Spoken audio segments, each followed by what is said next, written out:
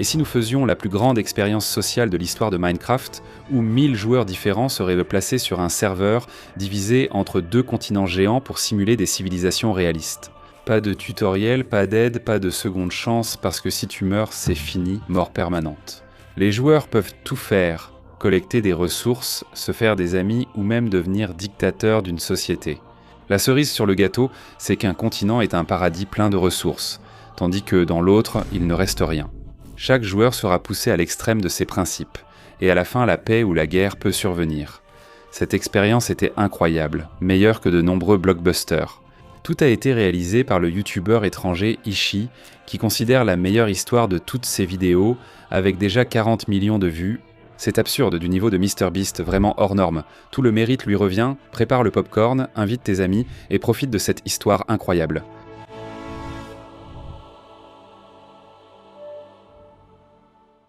Le concept était simple. Plus de 1000 personnes réparties aléatoirement entre 2 îles immenses. Chacune choisissait son destin sans rien savoir du tout sur ce qui l'attendait. C'était comme choisir entre la porte A et la porte B à la télé, mais au lieu d'une voiture ou d'une chèvre, tu gagnais un paradis tropical où, tu comprendras vite. L'une des îles était verte et riche en ressources, l'autre, un désert apocalyptique où trouver un simple morceau de bois relevait d'un exploit digne d'une fête nationale. Commençons par le début. À l'arrivée des 1000 joueurs sur le serveur, les réactions ont été très variées. La moitié des personnes arrivées sur l'île 2 ont ressenti un bonheur pur en découvrant qu'elles avaient choisi le bon endroit. Arbres, eau cristalline, ressources abondantes. L'autre moitié est apparue sur l'île, a regardé autour d'elle et a immédiatement commencé à remettre en question tous les choix de vie qui les avaient menés jusqu'à ce moment. L'île 1 était, pour utiliser un terme technique, absolument déprimante. C'était une plaine rocheuse et aride, sans arbres, sans végétation, sans absolument rien qui puisse être utilisé pour fabriquer, je ne sais pas, quoi que ce soit. Les joueurs couraient partout, cherchant des arbres et suppliant qu'on leur indique où trouver du bois. Mais il n'y en avait pas et la situation empirait. Ce n'était pas seulement le manque de ressources qui rendait l'île numéro 1 cauchemardesque, l'endroit était hostile à la vie humaine, avec un biome de neige au nord où l'on gelait si on restait immobile. Il y avait un volcan massif au centre de l'île qui semblait pouvoir entrer en éruption à tout moment et réchauffer toute l'eau alentour. Oui, même l'eau bouillait. Tomber dedans causait des dégâts continus jusqu'à la mort. Beaucoup, vraiment beaucoup de gens en sont morts. Surtout parce que, dans les premières minutes du serveur, quelqu'un a répandu la rumeur que les bateaux pouvaient rendre les joueurs immunisés aux dégâts de l'eau bouillante. Spoiler, ce n'était pas le cas. Plusieurs joueurs l'ont découvert de la pire façon possible, en tombant dans l'eau avec un bateau, pensant qu'ils étaient improtégés, jusqu'à ce qu'ils réalisent que non, ils ne l'étaient même pas, et qu'ils étaient maintenant en train de mourir définitivement dès le premier jour de l'événement. Super début. Mais attends, ça devient encore mieux. Lorsque les gens ont fabriqué des outils en pierre et commencé à miner, ils ont découvert sous l'île une épaisse couche de lave bloquant toute extraction, agissant comme un immense couvercle. Ils devaient en trouver assez de gravier juste pour faire un trou traversable dans la couche de lave, et même quand ils arrivaient à passer, le sous-sol restait déprimant. Le fer et le cuivre étaient rares, le diamant relevait presque du mythe. La plupart des gens, plusieurs jours après le début, n'avaient que des outils en fer et un bouclier, si et seulement s'ils avaient eu de la chance. Et pour les arbres, il n'y avait qu'un seul arbre sur toute l'île, un seul arbre, un acacia géant, magnifique, majestueuse, entouré d'eau bouillante, parce que bien sûr c'était le cas. Si la vie était dure, pourquoi ne pas la compliquer davantage? Ils ont nommé cela l'arbre de la vie. Finalement, elle est devenue le symbole de toute l'île, et l'endroit a été rebaptisé Yggdrasil, en hommage à cet arbre cosmique de la mythologie nordique. Mais le premier jour, ce n'était qu'un rappel de plus à quel point tout là-bas était conçu pour te faire souffrir. Eh bien, en jetant un coup d'œil à l'île 2, nous avons essentiellement l'exact opposé. L'île 2, c'était comme réunir les plus beaux biomes de Minecraft sur un archipel paradisiaque et inviter les gens à s'amuser. De l'herbe verte partout, de nombreux arbres, une eau propre et sûre pour nager. Le seul vrai danger était de tomber en ramassant du bois, mais même là, les gens ont trouvé une solution créative, l'exploitation brutale. Une boulangère obligeait ses employés à grimper dans les arbres pour ramasser du bois, tandis qu'elle restait en bas à donner des ordres. Les employés se plaignaient des conditions de travail et demandaient s'ils seraient payés, mais on leur répondait que le salaire était facultatif ici. Les gars ont sorti leur carnet de travail et ont vécu un capitalisme sauvage dès le premier jour. Grâce à l'abondance d'arbres, les habitants de l'Al 2 ont fabriqué rapidement des outils et commencé à miner, trouvant déjà beaucoup de diamants. Une quantité absurde de diamants. Dès le premier jour, plusieurs joueurs montraient leurs inventaires remplis de gemmes bleues. vantant à juste titre l'incroyable île. Pendant que l'île 1 luttait pour ne pas mourir de faim, l'île 2 construisait déjà de véritables civilisations. Et c'est précisément cette différence brutale qui allait semer les graines de tout ce qui allait suivre. Malgré les obstacles, les habitants de l'île 1 étaient des résilients. Ils devaient l'être. Trouver l'arbre de vie à la fin du premier jour, c'était comme trouver de l'or. Chaque tronc de bois était précieux, chaque ressource devait être partagée avec soin. Et dans cette lutte pour la survie, des communautés ont commencé à émerger de manière intéressante. Raymond Remidéré a ouvert un petit restaurant pour nourrir les affamés. C'était surtout une file d'attente pour du pain, comme pendant la Grande Dépression, mais c'était déjà ça. Les gens se retrouvaient, partageaient en des histoires et tissèrent des liens. L'adversité unissait l'île, de façon inattendue. Un groupe de pirates nommé Al Karasina avait déjà commencé à poser problème en attaquant les fermes de blé d'autres nations. Même dans la pauvreté extrême, certains choisissent de devenir pirates. Je suis fou ou ça va bientôt tourner à One Piece. Il y avait des gens très variés, car le groupe le plus intéressant s'est installé à l'endroit le plus improbable, le volcan. Quand notre héros Ishii, le youtubeur visiteur, a rencontré Lingolini, un gaz avec une vingtaine d'abonnés, tous se comportaient comme des Italiens classiques, parlant de se faire des amis et de devenir riches. Ils s'appelaient Mafia Lingolini et avaient des objectifs très clairs, accumuler du pouvoir et de la richesse par tous les moyens possibles. Et ils avaient soit découvert quelque chose que personne d'autre ne savait. Lingolini a confié à Ishii, en secret, qu'il avait découvert beaucoup de néthérites sous le volcan et demandé de garder cela secret pour la Mafia Lingolini. La néthérite était le matériau le plus rare et précieux du jeu, et la mafia avait découvert d'énormes gisements. Au lieu de partager avec le peuple, ils ont conclu une alliance avec les Infernaux, qui employaient pour la mafia pour exploiter les mines, et ont gardé le secret de la néthérite. Ce point sera important plus tard. Pendant ce temps, sur l'île 2, de véritables civilisations étaient en train d'émerger. Calme Kalmikas avait créé la Casse Coalition, une nation de 50 personnes rassemblant pirates, banquiers, cartels canadiens, propriétaires de boulangeries et leurs employés exploités, encore ignorants du syndicalisme. La Casse Coalition n'était petite comparée à la véritable puissance de l'île 2, la Commonwealth. Oui, il y a des références pour tous les goûts, même pour The Walking Dead.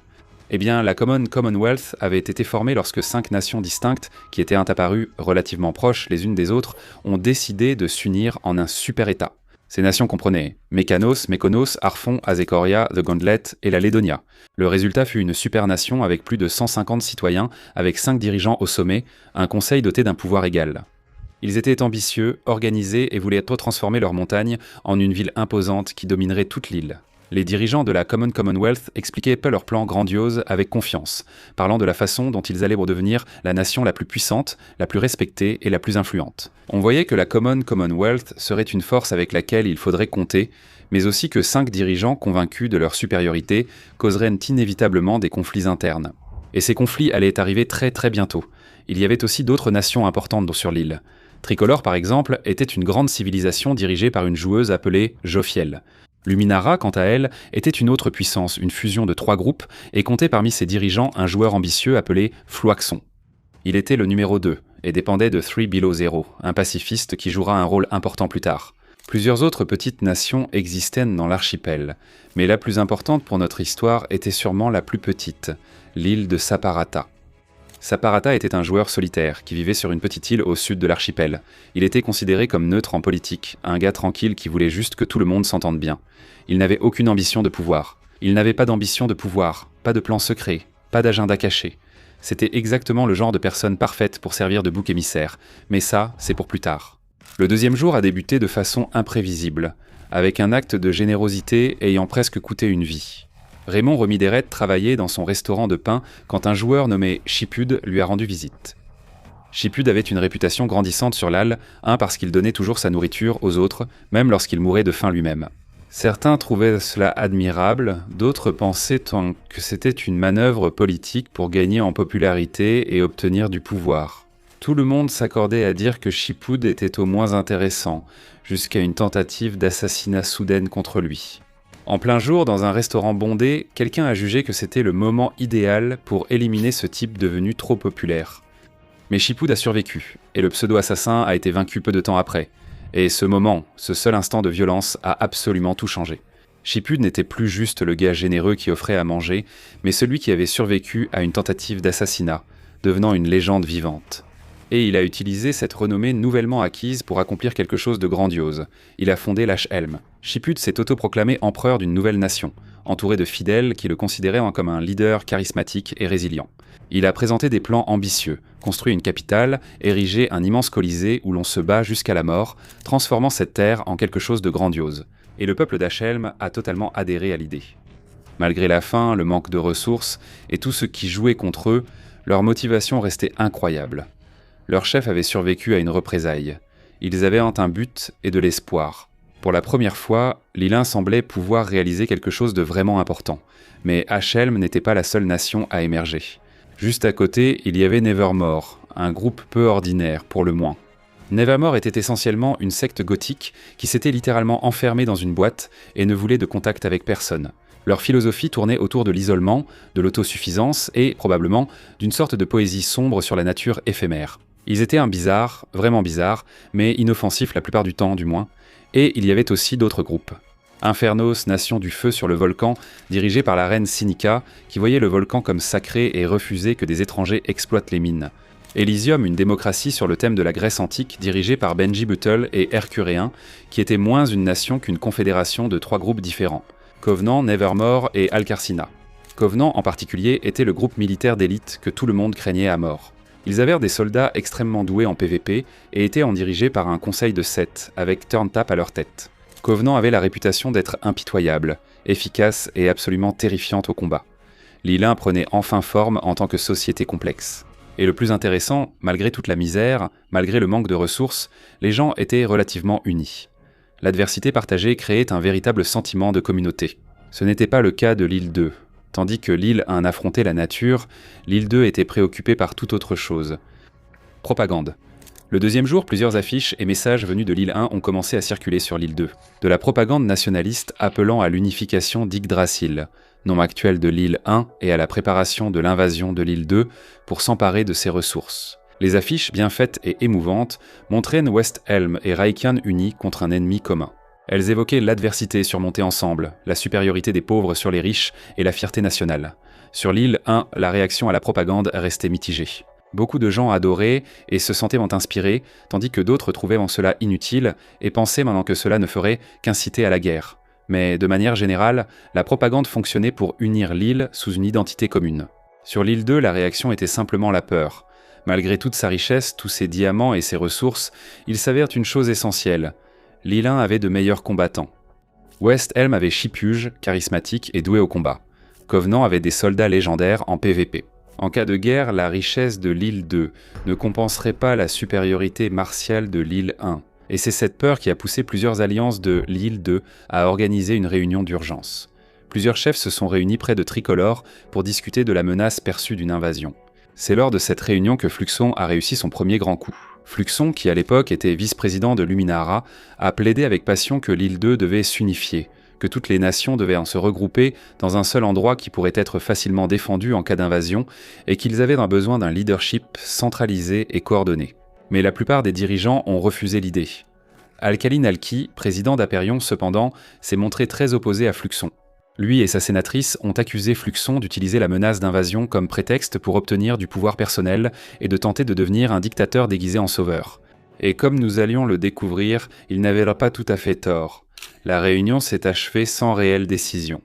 Ils ont accepté d'envoyer des colis d'aide à l'île, un comme geste de bonne volonté, pensant que cela éviterait une invasion, et ont prévu une future réunion pour discuter de l'accord de défense.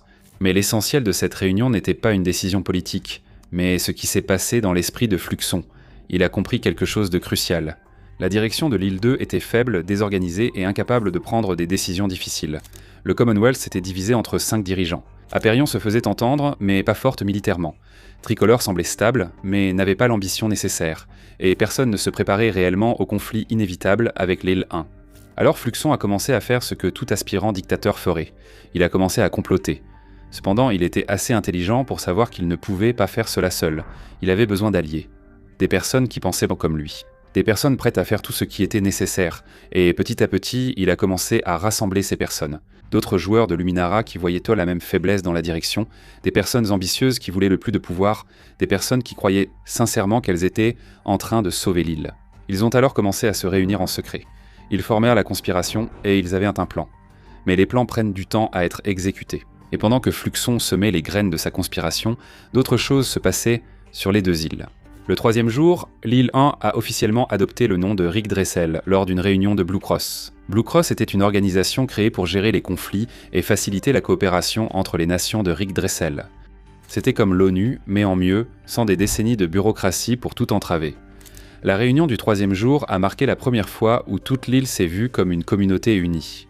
Ils avaient un drapeau, un nom, une identité partagée. Yggdrasil n'était plus seulement un ensemble de nations séparées luttant pour survivre, c'était enfin une civilisation. Pendant ce temps, la propagande continuait. Les affiches montrant Westhelm et Recam, unis contre l'île 2, se répandaient là partout. Certains restaient sceptiques, mais la majorité pensait tant que cela renforçait le moral et l'unité de l'île. Cette unité fut vite testée. Au 4e jour, le secret de la mafia Linguina a fuité. Quelqu'un d'Infernos a mentionné en passant à une personne extérieure qu'il y avait de la néthérite sous le volcan. En quelques heures, toute l'île Dressel l'apprenait. Le Covenant a été le premier à agir. Sans demander la permission, sans prévenir personne, ils ont simplement envoyé une expédition minière directement vers le volcan. Ni Infernos ni la mafia n'ont eu le courage de s'opposer à ces gars-là.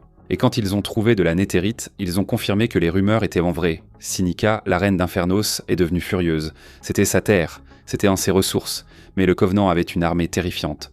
Pour l'instant, elle juge plus stratégique de les laisser miner tranquillement que de risquer un conflit armé qu'Infernos perdrait sans doute. Le problème est apparu quand d'autres nations ont voulu obtenir l'autorisation de miner. H. Westhelm a insisté, affirmant que la néthérite était la seule ressource précieuse de l'île, et qu'Infernos devait la partager librement pour renforcer toutes les nations face à la menace de l'île de Sinica a refusé. Elle a dit être ouverte à négocier des droits miniers en échange de quelque chose, mais opposée à une exploitation sans limite, car c'était le territoire d'Infernos.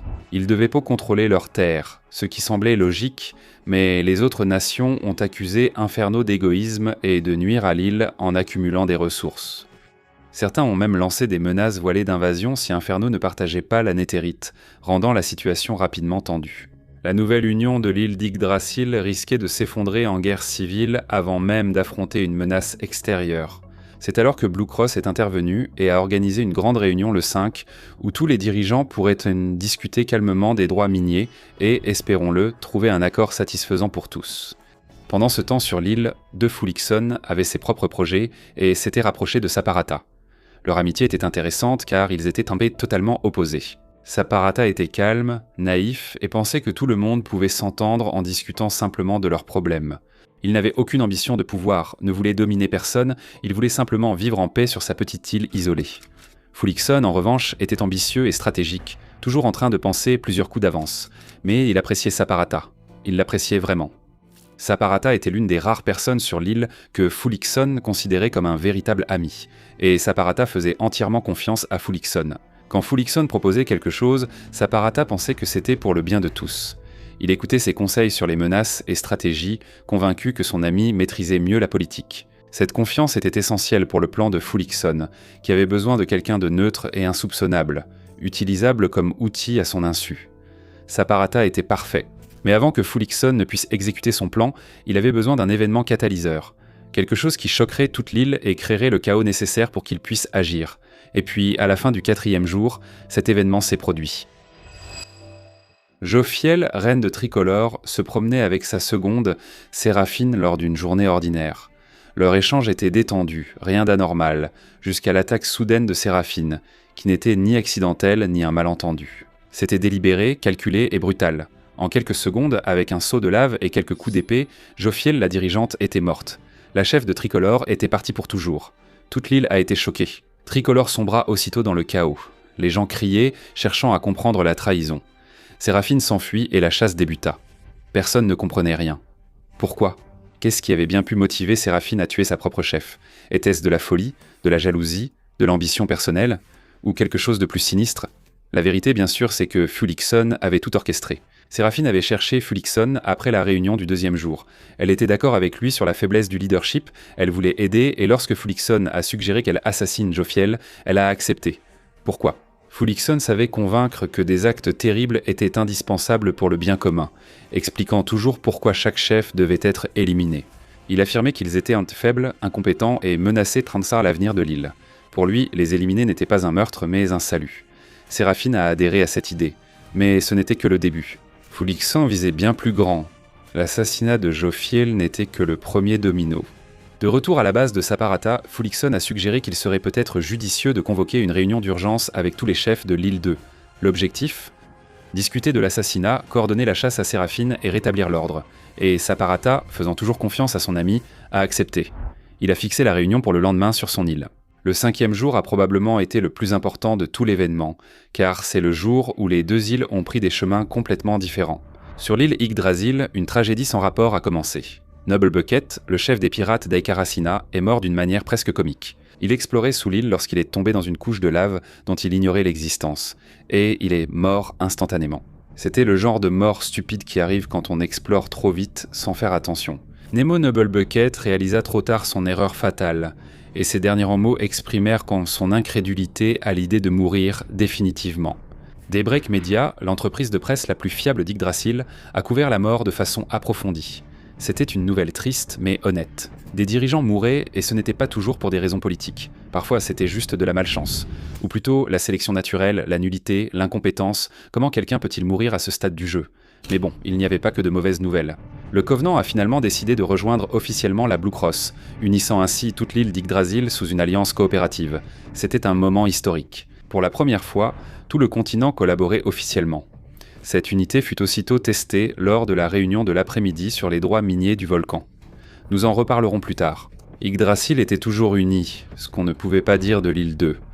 Tandis qu'Yggdrasil réglait ses problèmes pacifiquement, l'île 2 allait sombrer dans un cauchemar. La Commonwealth s'effondrait de l'intérieur. Au sein du G3, parmi les 5 dirigeants, Wolfram Darfon avait été surpris en train de planifier la consolidation du pouvoir et de transformer la Commonwealth communale en une dictature effective avec lui à sa tête. Un autre dirigeant de la Commonwealth engagea l'assassin Rory King, Kane.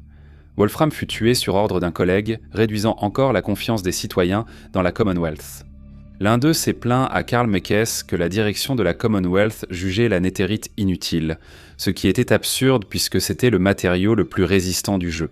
Alors que la Commonwealth s'effondrait, la Chaos Coalition prospérait. Mais ils avaient aussi des soucis, comme des employés séchant le travail pour aller à des fêtes et forcés de grimper dans des arbres dangereux en punition. Suite à ce drame, la Chaos a choisi de rester chez elle, alors que tous les autres se rendaient à la réunion organisée par Saparata. Tous les autres dirigeants importants de l'île 2 étaient en route vers l'île de Saparata. Ce serait une réunion historique pour discuter des assassinats récents, coordonner les efforts et préparer des stratégies en vue de la chute de la frontière entre les îles. Mais il y avait une personne remarquablement absente parmi les invités, Fluixion. Peu avant le début de la réunion, Fluixion a convoqué Ishii dans sa banque secrète souterraine à Luminara.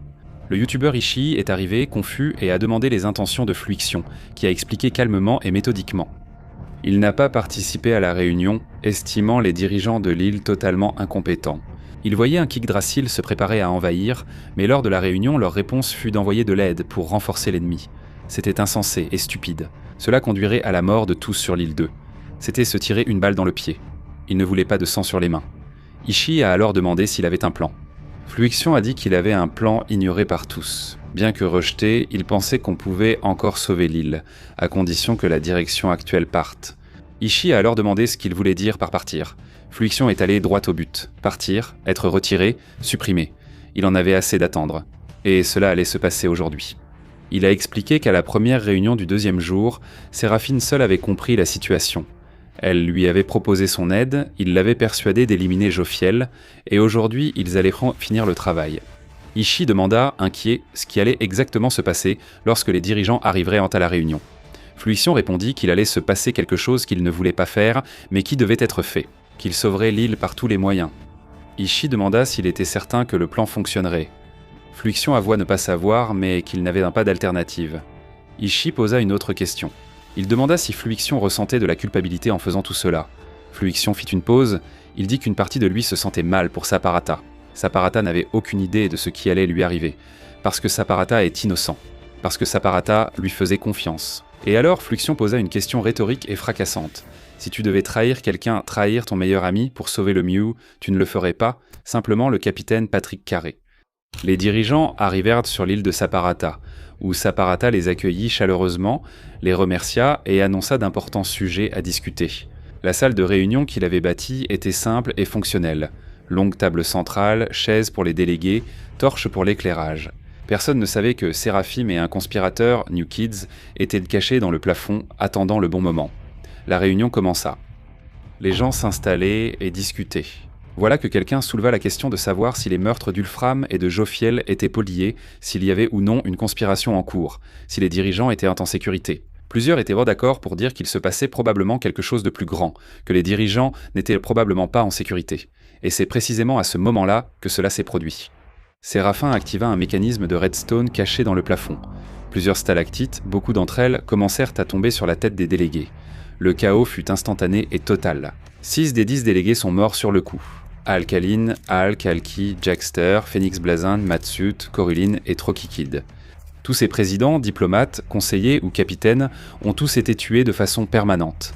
4 délégués ont survécu par pur hasard. Une défaillance de la redstone a empêché les stalactites de tomber à certains endroits. 3 Below Zero, qui avait d'abord nommé Fluixion comme second, Zekor de la Commonwealth, Jamin Head de Tricolore et Dynamique le Warfarge d'Aperion ont survécu, mais étaient totalement sous le choc. Il restait aussi un point intéressant. La chaise en bout de table où Saparata était assis n'avait aucun piège. Il était complètement indemne. Séraphine a sauté du plafond et a essayé de s'enfuir. New Kid a sauté après et, profitant de l'attention portée à Séraphine, s'est échappé discrètement. Jamin Head, chevalier et unique survivant de Tricolore, a poursuivi Séraphine avec rage et l'a tué en quelques minutes. Mais le mal était déjà fait. 6 dirigeants étaient morts et un suspect télévident se détachait. Saparata, qui avait construit la salle et convoqué la réunion. Il était le seul à se trouver dans une position sans piège, et il avait survécu indemne alors que tous ceux autour de lui mouraient. Les accusations ont commencé immédiatement. Saparata tenta de se défendre, affirmant n'y être pour rien et avoir été trahi comme tous les autres, mais personne n'écouta. De retour au bunker, Ishii observa Fluixon qui resta silencieux. Il le fixa, affichant un calme calculé. Le plan avait réussi. Plusieurs chefs étaient morts, l'île plongée dans le chaos. Mieux encore, Saparata était jugé responsable. Saparata, le gars le plus innocent de toute l'île, le gars qui n'avait fait de mal à personne, le gars qui faisait confiance à tout le monde, était tenu pour responsable d'une méchanceté, pour une atrocité qui ne correspondait pas à son caractère. Il était devenu l'ennemi public numéro 1, alors que le véritable auteur du massacre le plus brutal de l'île restait caché, préparant son prochain coup. Fluixon a orchestré un plan apparemment parfait, exécuté par Séraphine et les New Kids. Toute la faute revenait à Saparata, qui n'avait rien fait, sinon faire confiance à son meilleur ami. Et...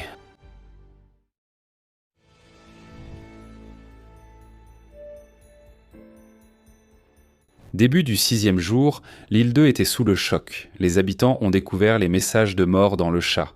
6 chefs tués définitivement d'un seul coup. Panique totale.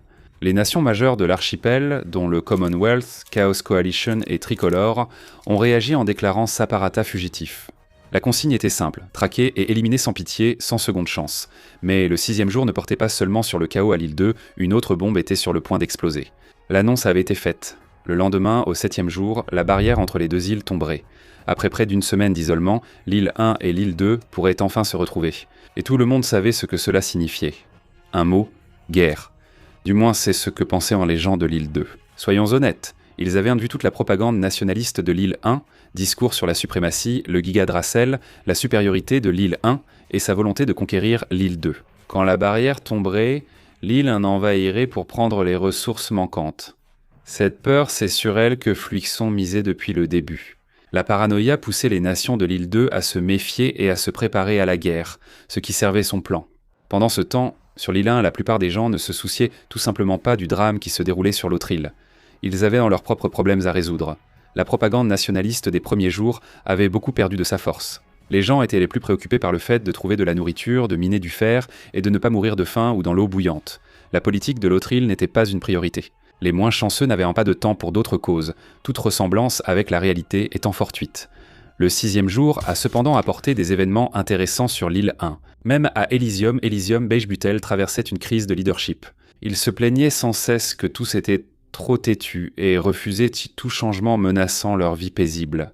Le peuple d'Elysium était si sceptique envers le gouvernement qu'il organisait même des procès contre ses propres responsables. Un jour, ils devaient juger l'un des leurs, mais ils ont découvert que Gérald, la vache champignon, qui était l'animal de compagnie de la nation, avait été volé.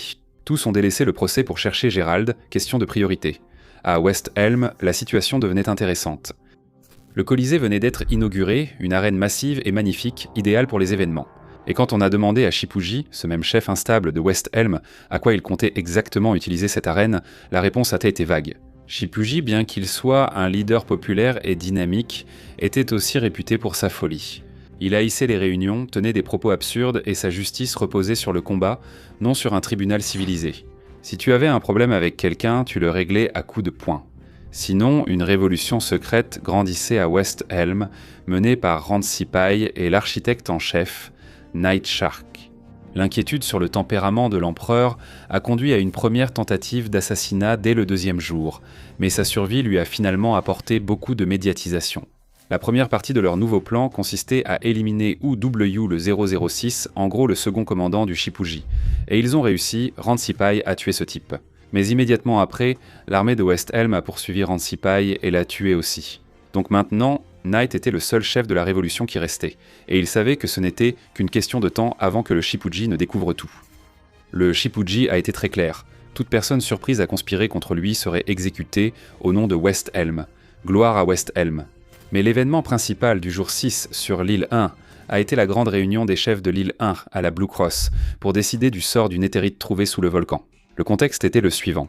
La mafia Linguini, qui exploitait les mines d'Inferno sous le volcan, avait découvert d'énormes gisements de néthérite et d'or. Au lieu de partager avec Infernos comme promis en échange de leur silence, ils ont tout gardé pour eux.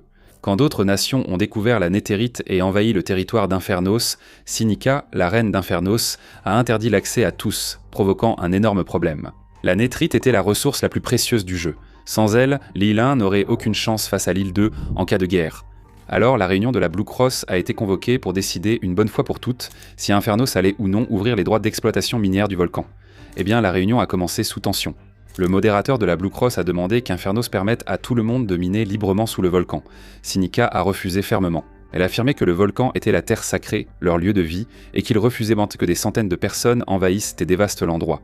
Mais la majorité ne voulait rien entendre. Les nations ont commencé à faire des menaces voilées, disant que si Infernos ne partageait pas le néthérite librement, il serait extrêmement facile pour l'île 2 d'envahir l'Al 1 et de prendre le néthérite par la force.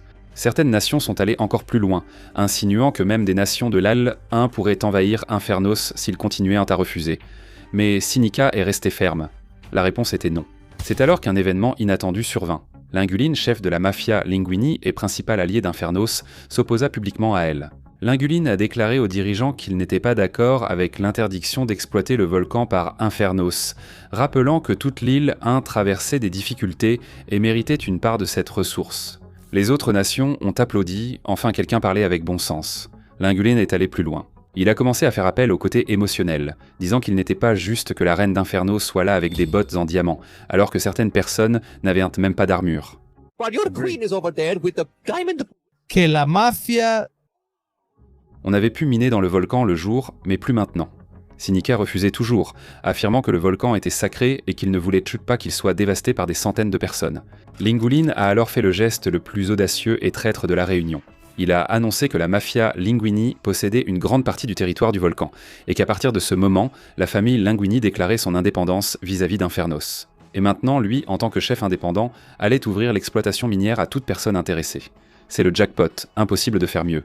Un coup de maître en relations publiques. En 5 minutes, Linguini transforma la mafia, vue comme des méchants de l'ombre parce qu'elle avait accès à la néthérite en secret, en héros populaire tout en faisant d'Inferno le véritable ennemi. Et Sinica est sortie furieuse de la réunion, trahie et humiliée publiquement par son principal allié.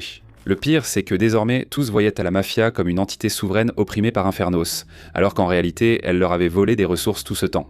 Le plan de Linguini et de son second, le joueur Renok, avait parfaitement fonctionné. Ils ont obtenu un large soutien populaire, se sont présentés en héros et pouvaient désormais fuir avec l'or et la néthérite volée. Pendant ce temps, sur l'Al, un Saparata fuyait pour sauver sa vie sur l'île 2.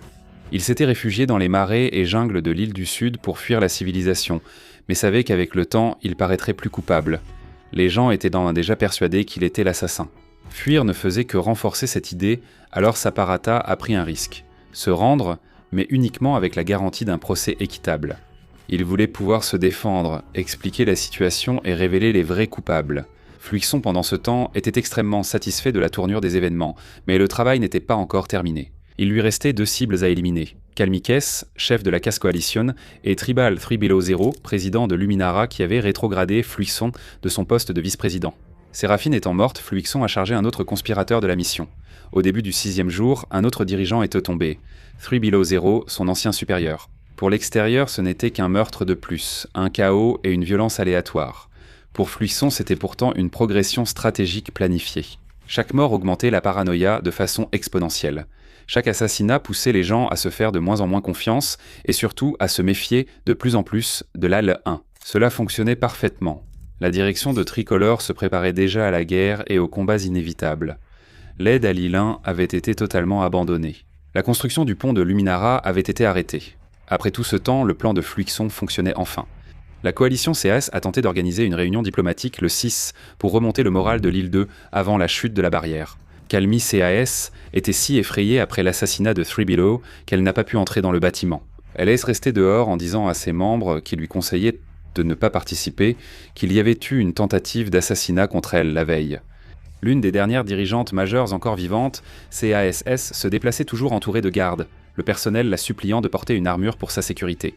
Mais tous savaient que l'événement principal serait le procès de Saparata, pour lequel plusieurs nations se disputaient vivement l'accueil. Tout le monde voulait accueillir le procès, là où l'assassin des dirigeants serait enfin jugé. Finalement, le Commonwealth l'a emporté. Ils ont construit une belle arène publique pour le procès, accessible à tous. Mais avant le début, un événement inattendu s'est produit sur l'île 1. Sidefall, un joueur qui explorait toujours et découvrait des choses, avait trouvé quelque chose sous l'île, quelque chose de dangereux. Quand il est mort accidentellement à cause de cette créature, le message dans le chat annonçait qu'il avait été tué par de la lave montante. Toute l'île a paniqué. De la lave montante? Le volcan avait-il explosé? Allait-on tous mourir? En résumé, un présage de la fin, un présage de l'apocalypse. Mais ce n'était pas de la lave, c'était Arden. Tu es perdu? Je vais t'expliquer. Voici ce qui s'est passé. Sidefall était réputé dès le début pour diffuser de fausses informations sur l'éruption du volcan de l'île 1. Quelques jours plus tôt, il avait aussi été responsable de la découverte d'un danger secret sur l'île. Arden dans le sous-sol, il a alors utilisé une étiquette pour renommer Arden en lave montante. Et ainsi, tout le monde penserait que le volcan était entré en éruption. C'est tout simplement beaucoup d'amour pour le jeu. Tout simplement beaucoup d'amour pour le divertissement. Il n'y a pas à dire. Finalement, pas de lave montante, mais Sidefall a ramené à la surface la créature la plus dangereuse de Minecraft, capable de te tuer en 2 coups, même avec une armure en éthérite. Et maintenant, l'Arden était lâché sur l'île, un allant d'un endroit à l'autre, terrorisant les civilisations. Les gens couraient désespérément sans savoir comment arrêter cette chose. Jusqu'à ce que, finalement, l'Arden arrive à West Helm. L'armée était prête, et, au son du groupe officiel, ce qui s'est passé ensuite était digne du grand écran. Ils ont mis en place un peloton d'exécution, formé une ligne de tir à l'arc. Quand l'Arden s'est approché, ils ont tiré de toutes parts. Ce fut une bataille intense et très épique, mais à la fin West Helm a réussi à vaincre l'Arden, et cela est devenu pour eux le moment patriotique du siècle. Bienvenue à West Helm, où même l'Arden meurt. Le moment tant attendu arriva, le procès de Saparata. Le juge Time Bomb ouvrit la séance dans l'arène sous le regard de centaines de personnes. Saparata était accusé de 7 meurtres avec préméditation. Jophiel, Alkaline Walk, Coraline et 4 autres officiers de haut rang. Le juge a précisé qu'il y aurait l'accusation puis la défense avant son verdict. Le ministère public était mené par Thomas Fife, 5200, homme politique éminent de Luminara. Personne ne savait que Thomas faisait secrètement partie de la conspiration de Fluixon. Avant le procès, il avait remis un diamant au juge Time Bomb, en lui demandant de déclarer Sarapata coupable. De plus, Seeds Creek, qui n'avait organisé aucune véritable enquête rigoureuse, aurait soi-disant dit à Time Bomb que Saparata était le coupable. Le procès était truqué depuis le début.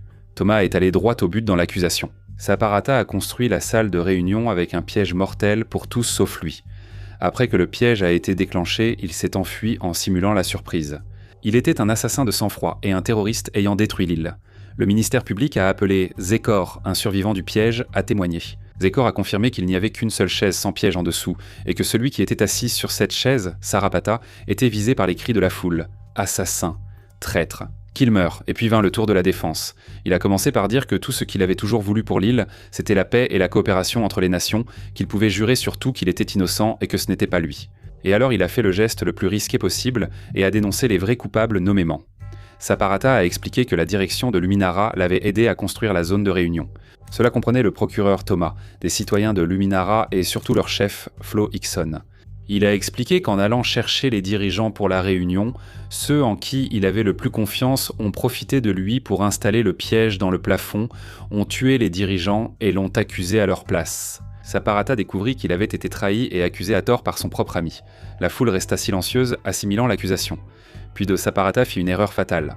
Il a trouvé très suspect et intéressant que Triple O0, président de Luminara, soit l'un des rares survivants du piège, jugeant cela très commode. Avec cette fausse accusation, Sarapata a scellé son destin, car Triple O0 était extrêmement aimé par le peuple de Luminara et respecté de tous. Il était vu comme un leader honnête et bienveillant, l'un des plus sympathiques du continent, et Sarapata venait de l'accuser publiquement d'un massacre. Et il est bon de rappeler que Triple O0 lui-même avait été récemment assassiné. La foule a explosé de fureur. Les accusations de Sarapata, jugées infondées et sans preuve, n'étaient que le désespoir d'un homme cherchant à se disculper. Time Bomb a aussitôt annoncé le verdict, coupable de tous les chefs d'accusation. Sarapata serait conduit au sommet de la structure connue sous le nom de Gantelet et exécuté immédiatement. La foule a célébré. Enfin, la justice allait être rendue. L'assassin allait payer. Cependant, quelque chose de totalement inattendu s'est produit. Lorsqu'il conduisait Sarapata vers le lieu d'exécution au sommet du Gantelet, il remarqua une chose. Personne n'avait été explicitement désigné pour l'escorter. Et Sarapata en a profité, alors que tout le monde criait et s'agitait.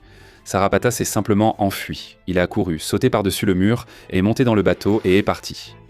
Dans l'un des instants les plus épiques du voyage, l'homme le plus recherché de l'événement a disparu avant toute réaction, suscitant une totale incrédulité. Avait-il vraiment réussi à s'échapper sous nos yeux ? La communion Commonwealth avait lamentablement échoué à exécuter le criminel le plus recherché de l'île. L'humiliation fut totale. La communion Commonwealth, autrefois civilisation dominante de l'archipel et qui s'était vantée de montrer au monde qu'elle était encore forte, venait de montrer au monde qu'elle n'était qu'une plaisanterie. Pendant que Sarapata fuyait, il entendait les gens crier derrière lui, dans le chat et à voix haute « Assassin, traître, lâche, pourquoi as-tu fait ça ?»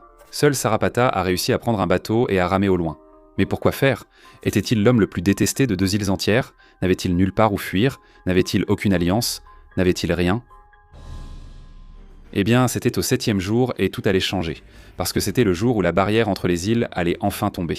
Quand la barrière a disparu, la réaction initiale a été une pure admiration. Les habitants de l'île 1 observaient l'île 2. Wow, quelle végétation ! Regarde cette eau claire. On dirait une image de livre de géographie sur les inégalités, avec une résidence de luxe d'un côté et un quartier pauvre de l'autre.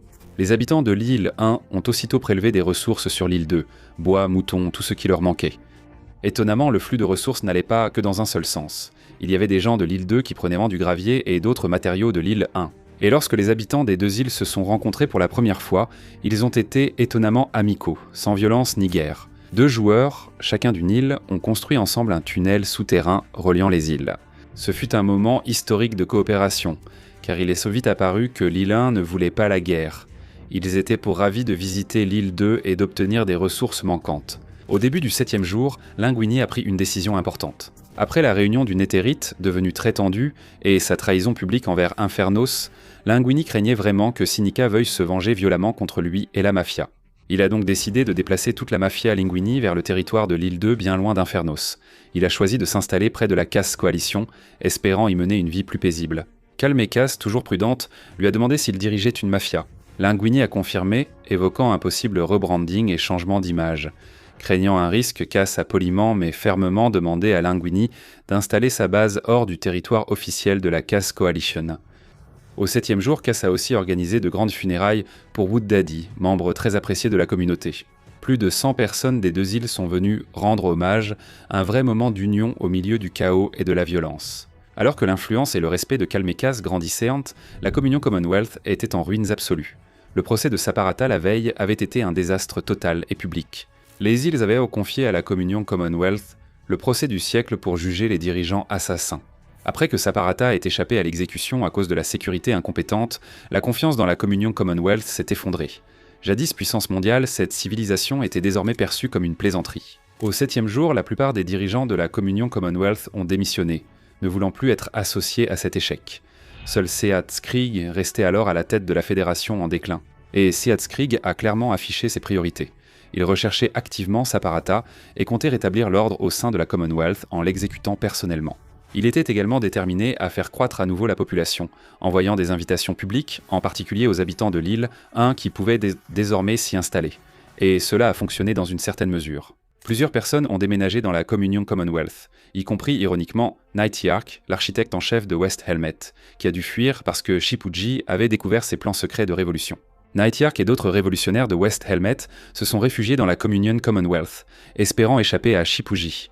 En parlant de fugitifs, le plus grand fugitif du monde, Saparata, était de retour, caché dans la jungle après avoir miraculeusement échappé au procès. Son esprit était brisé. Tous pensaient Bansi qu'il était un assassin et le détestaient. Il n'en pouvait plus. Saparata savait que Seatskrig et la Communion Commonwealth allaient fouiller tout le sud de l'île pour le retrouver. Ainsi, le 7, il choisit de quitter son île natale et de fuir vers l'île 1. Peut-être dans un endroit où personne ne le connaissait et où la politique comptait moins, il pourrait trouver un nouvel ami, prêt à l'écouter et à croire en son innocence. Mais arriver sur l'île 1 ne serait pas facile du tout, car la barrière venait de tomber. Les gens allaient et venaient constamment entre les îles, ce qui signifiait que voyager par la mer serait extrêmement dangereux. N'importe qui pouvait le reconnaître, l'attaquer ou le tuer. Saparata a donc choisi la méthode la plus risquée et courante. Il s'est rendu là où personne ne l'attendait. Le pont de Luminara, que Luminara construisait pour relier les îles, la même Luminara dont il avait accusé les citoyens au procès. La même Luminara qui le détestait probablement plus que toute autre nation. Il a commencé à courir sur le pont inachevé, mais les ouvriers ont aussitôt prévenu que Saparata traversait vers l'île 1 au lieu de le poursuivre.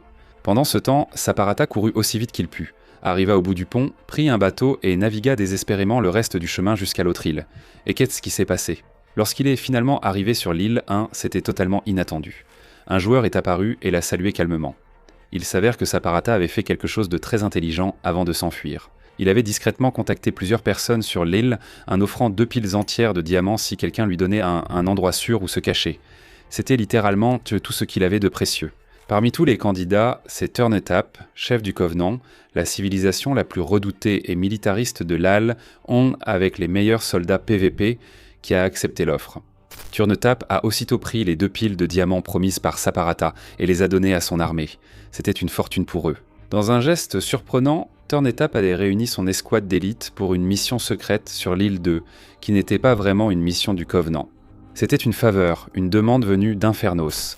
Hier, à la réunion de la Blue Cross, Langolin avait publiquement trahi Sinica. Il l'a humilié devant tous les chefs de l'île, il a ruiné leurs terres sacrées, il a ouvert le volcan à l'exploitation minière restreinte sans permission, et Sinica voulait se venger. Le Covenant, attaché à l'honneur et la loyauté, n'avait pas du tout apprécié que Langolin trahisse Infernos si publiquement et si lâchement. Ainsi, quand Sinica a demandé de l'aide, le Covenant a accepté. L'escouade a traversé silencieusement vers l'île 2 à localiser où la mafia Langolin s'était installée près de la Chaos Coalition et a attaqué. Ce fut un massacre rapide et brutal. Les habitants du Covenant étaient des soldats d'élite. La mafia n'avait aucune chance. Ils ont éliminé chaque membre, y compris Don Langolin. La mafia Langolin, après avoir volé l'or en éthérite, trahi Infernos et manipulé le peuple, fut totalement éliminée. Avant que quelqu'un puisse réagir ou comprendre, la Blue Cross, l'ONU du serveur, annonça vite qu'elle tiendrait une audience pour que le Covenant s'explique. Pendant ce temps, Flo Hickson profitait de ses jours de gloire, sans savoir que tout était sur le point de s'effondrer. Il avait acquis une armure très rare grâce à un motif d'armure spéciale échangé avec le Covenant qui avait récupéré celui d'Arden après sa mort à West Helm. Flo Hickson n'avait aucune idée que le Covenant négociait aussi et hébergeait son pire ennemi. Mais il savait une chose importante. Saparata s'était enfui vers l'île 1 et Flo Hickson avait mis une énorme prime sur sa tête, parce que Saparata était littéralement la seule personne au monde à savoir que Flo Hickson était derrière les assassinats des chefs de l'île 2. En gros, si Saparata mourait, Flo Hickson s'en sortirait totalement indemne. Plus personne ne connaîtrait la vérité, et plus tôt Saparata mourrait, mieux ce serait. Heureusement pour Flo Hickson, il ne semblait pas que quelqu'un au procès ait cru Saparata. En réalité, cela n'a fait qu'accroître l'hostilité envers Saparata, surtout chez les habitants de Luminara, offensés qu'il accuse leurs citoyens, notamment le populaire 3 Below Zero. Luminara prévoyait d'organiser une élection présidentielle pour remplacer 3 Below Zero à la tête du gouvernement, et le grand favori était un joueur nommé Legacy A.M. Flo Hickson a brièvement envisagé de se présenter aussi, mais au fond de lui, il savait qu'il avait déjà obtenu pratiquement tout ce qu'il voulait. Pendant que Flo Hickson fêtait sa victoire, un événement se produisait en coulisses à son insu. Des enquêtes étaient en cours, plusieurs même. Pyrion, qui avait perdu son président, Alcalin Alkno Massacre, menait l'enquête la plus approfondie et méthodique de toutes, et Tricolore, qui avait perdu sa reine, Jophiel, ainsi que plusieurs diplomates, menait aussi sa propre investigation. Et ils découvraient des choses, des éléments qui reliaient tout à Flo Hickson. Mais nous n'en sommes pas encore là, car avant que tout ne s'effondre, Saparata avait encore son propre parcours à accomplir, un parcours qui allait mener notre héros aux points les plus bas qu'un être humain puisse connaître. Saparata se cachait dans le Covenant, mais savait qu'il ne pouvait pas y rester éternellement. Il avait besoin de véritables alliés. Il avait besoin de quelqu'un d'assez puissant pour le protéger, quelqu'un prêt à écouter son histoire et peut-être à y croire. Il a alors demandé à Turnitap de l'emmener au West Helm, la plus grande nation de l'Al, ce que Turnitap a accepté. Ils ont ensuite voyagé ensemble à travers le territoire de l'Al, vers la capitale du West Helm. Lorsqu'ils sont finalement arrivés au bâtiment du Capitole, Saparata a demandé à parler au glorieux chef de la nation. Quand Shipuji est arrivé, Saparata a tenté d'expliquer vouloir discuter et que les dirigeants du Covenant l'avaient amené, mais Shipuji l'a interrompu en disant clairement « Je ne vais pas te mentir, Saparata. Tu me demandes une réunion après ce qui s'est passé la dernière fois. Même si ce n'était pas toi, même si tu es innocent, je ne te fais pas confiance et je n'ai aucune raison de t'aider. » Saparata a insisté, affirmant son innocence et voulant s'expliquer, mais Shipuji est resté ferme. « Désolé, mais non. » La réaction a été dévastatrice. Le West Helm, la nation la plus puissante de l'île, avait refusé même de l'écouter. Désespéré, il tente une autre civilisation, les pirates d'Al-Karasina, pensant que ces hors-la-loi seraient peut-être plus réceptifs. Turnitap l'a conduit jusqu'au territoire des pirates, mais lorsqu'ils sont arrivés, Saparata a remarqué que quelque chose n'allait pas. L'énergie était étrange. Les pirates ont dit que, puisqu'il était là, il devait laisser tout son équipement. Saparata a hésité, affirmant qu'il ne voulait pas qu'on meure pour une accusation injuste. Soudain, Turnitap lui a chuchoté dans le chat de fuir. Saparata était confus, et Turnitap expliqua rapidement qu'il devait retourner au Covenant immédiatement, car ce n'était pas leur jour. Sur le chemin du retour, Turnitap devint de plus en plus suspect. Saparata demanda si tout allait bien et s'ils étaient en sécurité. Turnitap assura que oui, mais qu'il fallait retourner au Covenant immédiatement. La situation était extrêmement tendue, et c'est alors qu'il remarqua quelque chose. Turnitap pouvait comploter pour le tuer et empocher la récompense offerte par Fluixum Fluix. Saparata avait deux options, faire confiance à Turnitap, la dernière alliée possible, ou fuir et rester totalement seul. Et si c'était un jeu de choix, que prendriez-vous? Option 1 ou 2. Mettez la vidéo en pause et commentez. Saparata a finalement choisi la deuxième option, fuir. Saparata a couru seul sur l'île, gravissant les montagnes enneigées et s'éloignant toujours plus de la civilisation, sans jamais s'arrêter ni se retourner. Il était maintenant complètement seul, dans un monde où littéralement tout le monde le détestait et voulait sa mort. Le youtubeur Ishii, qui observait la scène, s'est demandé ce qu'il était en train de faire. Saparata répondit d'une voix brisée. « Je ne peux faire confiance à personne, c'est fini, Fluixon a gagné, ça n'a plus de sens. » Saparata a alors commencé à bâtir une tour, bloc après bloc, montant toujours plus haut dans le ciel glacé. Au 7e jour, il avait fini. La tour était belle, grandiose, un monument pour qu'on se souvienne de lui. Il prévoyait de sauter. Au sommet, il a regardé le vide l'appeler.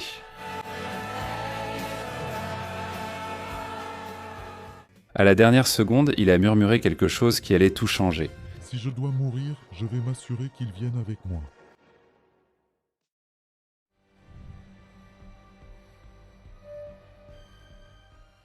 Eh bien, Saparata a juré vengeance, mais avant que cela n'arrive, le 8e jour a commencé avec un divertissement de qualité au Colisée de West Helm. La façon dont West Helm réglait ses problèmes juridiques était de faire s'entretuer les accusés à coups de poing. Oui, un système judiciaire discutable, mais au moins efficace. 2 personnes allèrent se battre à mort ce jour-là. L'une, peu importante dans l'histoire, était accusée de tentative de meurtre sur plusieurs fermiers de West Helm. Le second combattant serait Hermit le rat, le propriétaire du restaurant façon Grande Dépression, nourrissant les affamés dès le premier jour. Mais désormais, Rémi était accusé de complot pour l'assassinat de Dino, concurrent direct et fournisseur de nourriture de la nation. Shippuden donna le signal, le combat débuta, rapide et brutal. Rémi a remporté la victoire sans difficulté, renversant son adversaire. Grâce à cela, toutes les accusations contre lui furent pardonnées par l'empereur Shippuden. Voilà, affaire réglée. Rémi était innocent parce qu'il avait gagné le combat. Logique implacable. Le gaz est devenu une légende instantanément, a formé Laura 67, tandis que son restaurant devenait encore plus populaire. Et en parallèle, Shippuden restait le chef le plus étrange de toute l'île. Le gaz était toujours impliqué dans des projets aléatoires, comme construire un super aqueduc massif impressionnant, mais quand quelqu'un lui demandait à quoi ça servait, Shippuden haussait simplement les épaules et disait qu'il n'en avait aucune idée. Ils construisaient uniquement parce qu'ils avaient trop de bâtisseurs et pas assez d'idées, ce qui remet en cause leur leadership. Pourtant, le type Shippuden, bien que fou, était un chef efficace et faisait avancer les choses. Le problème, c'est qu'il devait toujours surveiller d'éventuels assassins. Le gars avait déjà déjoué environ 5 tentatives d'assassinat depuis le début du serveur, et il venait d'en découvrir une de plus. Apparemment, être empereur de West Elm, c'était comme être le héros d'un thriller politique où chacun veut ta tête. Le pire, c'est qu'une des personnes ayant planifié son meurtre était le chef architecte de West Elm, Night Shark, celui dont nous avons déjà parlé et qui avait construit toutes les grandes structures du pays. La trahison venant de l'intérieur, la classique. Ce qui a fait mal, ce n'était pas le coup de couteau, c'était de se retourner et de voir qui l'avait donné.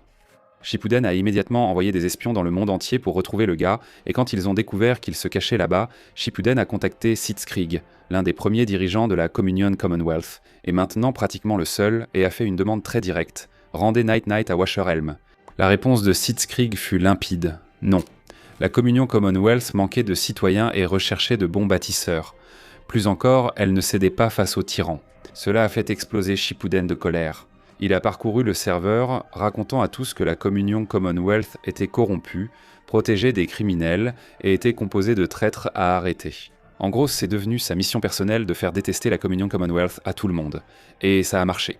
La situation est devenue un drame, et honnêtement, le reste de l'île 2 commençait aussi à être agacé par la Commonwealth. Genre, les gars, pourquoi vous ne livrez pas simplement le type et évitez une guerre inutile? Ça n'a pas l'air si compliqué, non?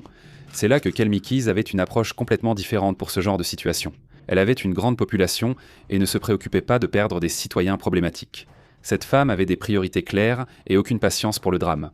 Plus tôt ce jour-là, un citoyen, Hérisson, 27 ans, s'était rendu à Tricolore pour creuser la tombe de Jophiel. Cette reine assassinée lors du massacre du 6 s'est fait voler la tête, car apparemment voler des têtes dans les tombes est désormais courant sur le serveur. La réaction de Keys a été immédiate et sans pitié. Au lieu de protéger Hérisson, elle l'a banni de la coalition sur le champ et a prévenu tout le monde exactement où il se trouvait. Le gaz a dû fuir complètement l'île 2 et problème résolu. Ce genre de leadership sans détour a fait gagner beaucoup de respect à Keys, non seulement de la part de ses propres citoyens, mais aussi des autres nations de l'île 2. Les gens ont commencé à se rendre compte que s'ils avaient besoin d'un allié fiable qui ne faisait pas de politique compliquée, il valait mieux se tourner vers la coalition Keys que vers la Communion Commonwealth. L'existence de la coalition Keys a aussi rassuré de petits groupes, comme les Conquistadors, une nouvelle nation composée de marchands de fromage obsédés par l'idée de construire un immense temple dédié au fromage.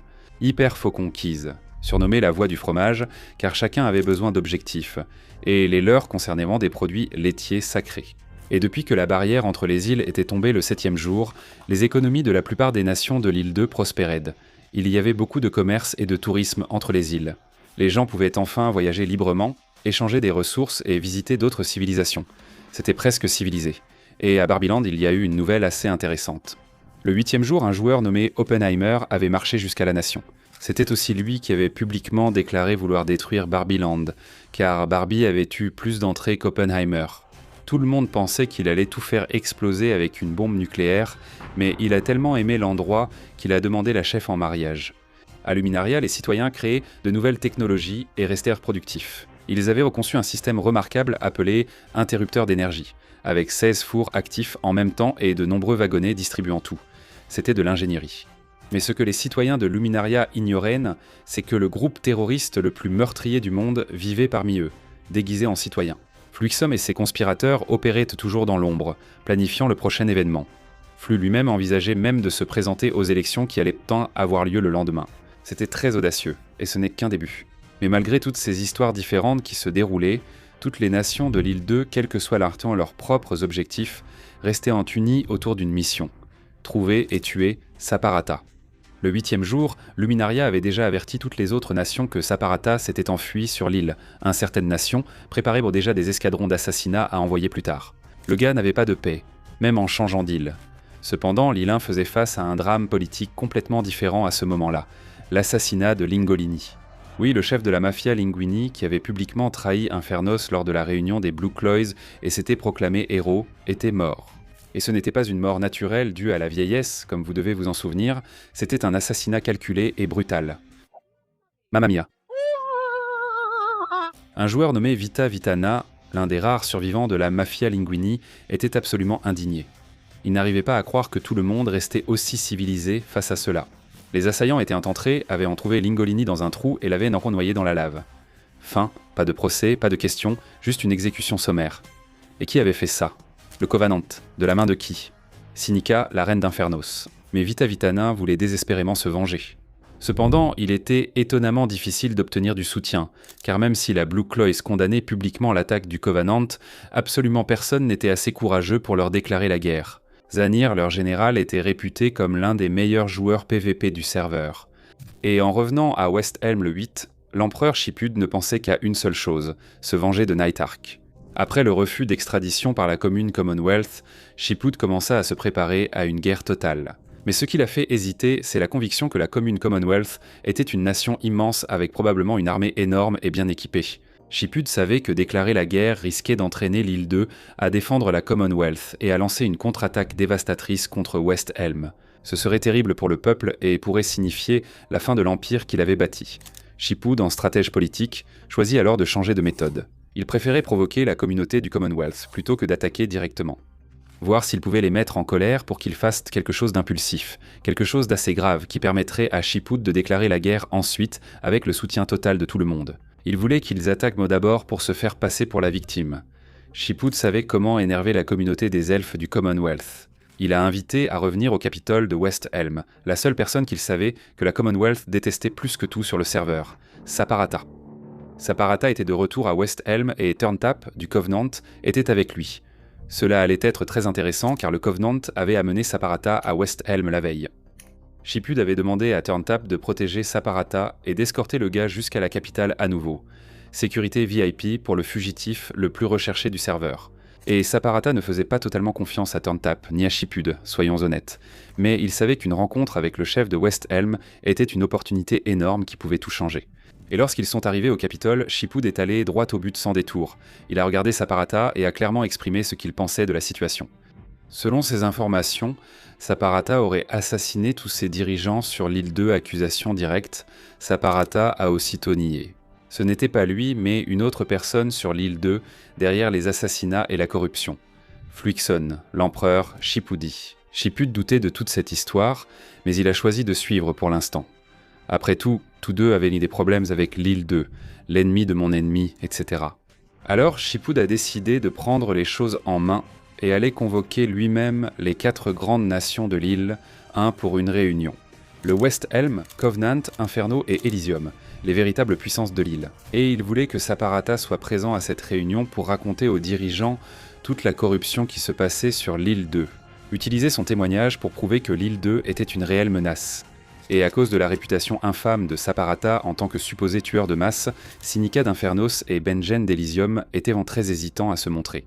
Personne n'osait se montrer à une réunion avec l'homme réputé le plus dangereux du serveur. Mais Shipud a garanti que la réunion aurait lieu dans une zone complètement ouverte, sans toit, sans mur, sans absolument rien qui pourrait cacher un piège de stalactites. Tant que c'était ainsi, ils ont accepté d'y aller. Personne ne voulait revivre le traumatisme du massacre du jour 6. La réunion s'est tenue dans une plaine ouverte près du Capitole de West Helm. Shipud a demandé à Saparata de raconter son histoire, ce qu'il fit. Il avait été jugé et condamné à mort pour un crime qu'il n'avait pas commis. Il avait été piégé, poursuivi, traqué comme un animal par tout le serveur. Et Turnitap a poursuivi les récits, allant jusqu'à raconter comment Fluixion payait littéralement des diamants aux gens pour qu'ils votent pour lui lors des élections qui allaient bientôt avoir lieu. Il disait qu'il y avait quelque chose de très louche avec ce type. Et Turnitap a clairement affirmé, devant tout le monde, qu'il croyait entièrement à l'histoire de Saparata, que Fluixion était vraiment le véritable responsable de tout ce qui s'était passé. Et cela a donné un net surcroît de crédibilité aux histoires que Saparata et Shipud racontaient encore. C'était crucial pour rallier tout le monde et faire accepter le plan, en l'occurrence la proposition militaire audacieuse que Shipud allait présenter. La proposition, aussi simple soit-elle, avait d'énormes implications. Si une nation quelconque de l'île 2 attaquait l'île, alors toute l'île, devait riposter comme une seule unité. Une attaque contre l'un serait considérée comme une attaque contre tous, une alliance militaire défensive totale. Shipud a demandé à tous les dirigeants qui étaient d'accord avec cette proposition de dire clairement oui. Turnitap du Covenant a dit oui sans hésiter. Sinica d'Infernos a également accepté rapidement. Mais Benji d'Elysian est resté silencieux, manifestement mal à l'aise. Elysian était dédié à la paix absolue. Le peuple restait très sceptique envers le gouvernement et résolument opposé à tout changement menaçant leur mode de vie pacifique. Le Conseil d'Elysian n'allait probablement jamais accepter une alliance militaire. Il n'approuvait tout simplement pas ce genre de choses par principe. Lors de la réunion, quelqu'un a proposé que Saparata se présente lui-même devant le Conseil d'Elysian pour raconter l'histoire à son peuple. et s'il parvenait à convaincre les citoyens que c'était vraiment nécessaire pour leur survie. Tant que Saparata acceptait de faire cela, la décision finale lui revenait. Et oui, Saparata a accepté immédiatement sans hésiter. Alors Saparata, Benji, Turnitap et quelques autres ont commencé la longue marche vers Elysian. Et lorsqu'ils sont enfin arrivés à Elysian, le conseil a été officiellement convoqué. Les citoyens se sont rassemblés dans une zone centrale pour écouter ce que ce fugitif infâme et controversé avait à dire. Et Saparata a prononcé le discours de sa vie. Il a décrit comment il avait été faussement accusé du massacre des dirigeants de l'île 2 et combien il avait eu de la chance de survivre pour raconter son histoire. Pendant que Saparata s'exprimait avec passion, le peuple d'Elysian gardait de sérieux doutes. Nation pacifique, il n'allait pas renoncer à cela pour des rumeurs et des récits indirects. Mais soudain, un événement inattendu interrompt la réunion. Une quinzaine de soldats de l'armée de Westhelm surgissent et traversent Elysian. Ils ont traversé tout le territoire comme si de rien n'était. L'empereur Shipuji attendait avec impatience. Après avoir appris que la réunion d'Élysiens stagnait, Shipuji a pris une décision unilatérale et radicale. Il a ordonné à toutes les squads de l'armée de Westhelm de marcher directement jusqu'au territoire de la Communion Commonwealth pour trouver et capturer Night Isle, par la force. Et l'escouade est arrivée à la Communion Commonwealth en formation militaire. Ils ont annoncé haut et fort qu'ils étaient là pacifiquement et qu'ils cherchaient seulement un homme précis, nommé Night Isle. Rien de plus, rien de moins. La direction de la Communion Commonwealth a répondu fermement. Nous ne l'avons pas, nous ignorons où il est et n'avons eu aucune nouvelle de lui récemment. Et avec l'échec total du premier plan diplomatique, Westhelm a adopté le plan B, formation de murs et de boucliers. Intimidation pure. La direction de la Communion Commonwealth a lancé des alertes désespérées. Un mur de boucliers hostile se formait. Tous devaient en partir sur le champ. L'escouade de Westhelm avait intimidé la direction de la Communion Commonwealth, la forçant à fuir et à abandonner leur nation. Westhelm a alors méthodiquement fouillé chaque maison, mine, trou et recoin à la recherche de Night Isle. Mais à la fin, après avoir tout vérifié, ils en sont arrivés à la conclusion que Night Isle n'était vraiment nulle part. Ce type avait disparu. Pendant ce temps, au sein de la Cass Coalition, une conversation très intéressante avait lieu. Quelqu'un a cherché Cass et raconté une histoire étrange. Il naviguait en bateau près de la maison de Sapara. Il a récemment vu quelqu'un creuser et ramasser des matériaux là-bas, de façon suspecte, et a remarqué que cela ressemblait à Fluixion. Mais que faisait Fluixion chez Sapara et pourquoi prenait-il ces blocs précis ? Kay, attentive, a demandé au gars de montrer les images à Tricolore et sûrement à Pyrion aussi. Une preuve reste une preuve. Ce citoyen vigilant de la coalition, après avoir revu les anciennes images, a remarqué un élément crucial. Fluixion creusait le sable, qui était justement le matériau prédominant du plafond de la maison de Sapara, là où la réunion fatale avait eu lieu. Seule, ce n'était pas la meilleure preuve, mais pour certains enquêteurs, cela soulevait de sérieuses questions et soupçons. Le 9e jour est arrivé. La veille, Sapara avait été conduit à des réunions importantes avec les personnes les plus puissantes de l'île, il ne savait qu'en penser. D'un côté, il avait une chance incroyable d'avoir enfin un véritable soutien après des jours de fuite. Mais d'un autre côté, il se demandait à quel point ce soutien était réel et fiable, et en qui il pouvait vraiment avoir confiance sans être à nouveau trahi. Sapara savait bien que le Covenant n'aimait généralement pas beaucoup les gens de l'île. Le Covenant croyait que l'île 1 était l'île suprême et supérieure, avec une meilleure culture, de meilleures coutumes et de meilleures traditions. Un nationalisme insulaire poussé à l'extrême. Et ils étaient également largement connus pour être très cruels et violents quand ils le voulaient, ayant massacré toute la mafia linguénienne sans aucune pitié. C'est pour cela que Sapara se méfiait de l'offre de Turntable de le protéger, surtout après ce moment étrange où il s'était enfui loin de lui. Mais Sapara savait qu'il lui fallait plus d'alliés puissants et armés. Les tensions mondiales montaient en chaque jour. Lorsque Shipuji a envahi agressivement le Commonwealth la veille, il a été vivement critiqué, surtout par les voisins de l'Al, surpris par cette action. Shipuji aurait pu entraîner tout leur peuple dans une guerre non autorisée, et Elysium était fondamentalement une nation de paix absolue. Ils n'ont pas du tout apprécié cela. Et ainsi, tout espoir qui subsistait encore de former une grande alliance unifiée des 4 puissances était mort et enterré. Les autres nations faisaient face à de graves problèmes. La veille, la reine Sinica avait découvert un fait dévastateur. Daybreak Media, le journal indépendant d'Elysium, avait découvert et s'apprêtait à révéler qu'elle avait ordonné au Covenant d'assassiner Lingolini. Le scandale allait éclater. C'est pourquoi Sinica était si agitée et réservée lors de la réunion de l'île numéro 1 la veille. Elle savait que cette histoire exclusive serait bientôt publiée et cherchait frénétiquement comment y répondre et limiter les dégâts. Au 9e jour, elle a pris une décision. Pour empêcher l'invasion d'Inferno par vengeance, elle allait afficher une force absolue en doublant sa mise. Elle prévoyait une cérémonie publique avec le Covenant exhibant la tête de Lingolini. Message, ne vous frottez pas à nous. La cérémonie tendue a eu lieu. Sinica a insisté sur la leçon à retenir. Honte à ceux qui manquent de respect au volcan sacré. À l'autre bout de l'île, Blue Cross tenait une réunion. Vitano, survivant de la mafia, y assistait.